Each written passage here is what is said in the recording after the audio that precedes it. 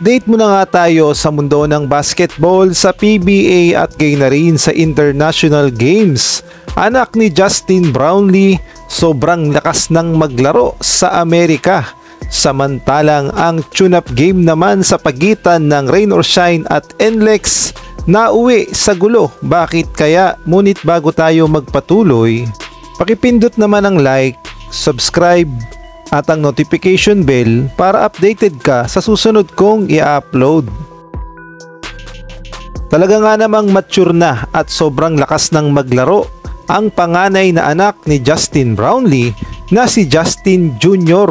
Sa mga updated nga na kanyang laro sa social media, makikita natin na matured na talaga at napakalakas ng maglaro ng anak ni Justin Brownlee at susunod na sa yapak ng kanyang ama. At dito nga sa latest update sa anak ni Justin Brownlee, makikita natin na nagpakitang gilas na naman ito at talaga namang hindi mapigilan at kitang-kita naman sa galaw na manang-mana sa kanyang tatay na si Justin Brownlee. At dito nga ay makikita natin na napakataas ng tumalon at halimaw na mag-dunk. Ang hiling nga ng mga Gilas Pilipinas fans, sana daw ay magamit sa national team sa Gilas Pilipinas at sana daw ay local player. Ngunit tignan natin kung ano ang pwedeng maging status ng anak ni Justin Brownlee, kung naturalize ba o local player sa Gilas Pilipinas. Samantalang sa ibang balita naman, update sa PBA, nagkaroon ng tune-up game ang Rain or Shine at NLEX Road Warriors.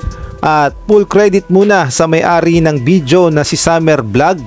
At eto nga, nauwi pa sa gulo. Dapat sana'y simpleng tune-up game at paghahanda sa pagbubukas ng 50th season ng PBA. Ang involved nga sa gulo si Bo Belga na suki na at itong si Anthony Semerad.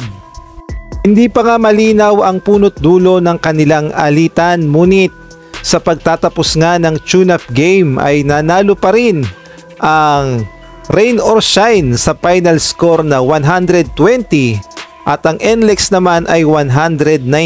1 points lamang at talaga namang sobrang dikit ng naging laban. At ito nga yung actual video ng gulo at isang malaking credit kay Summer Vlogs.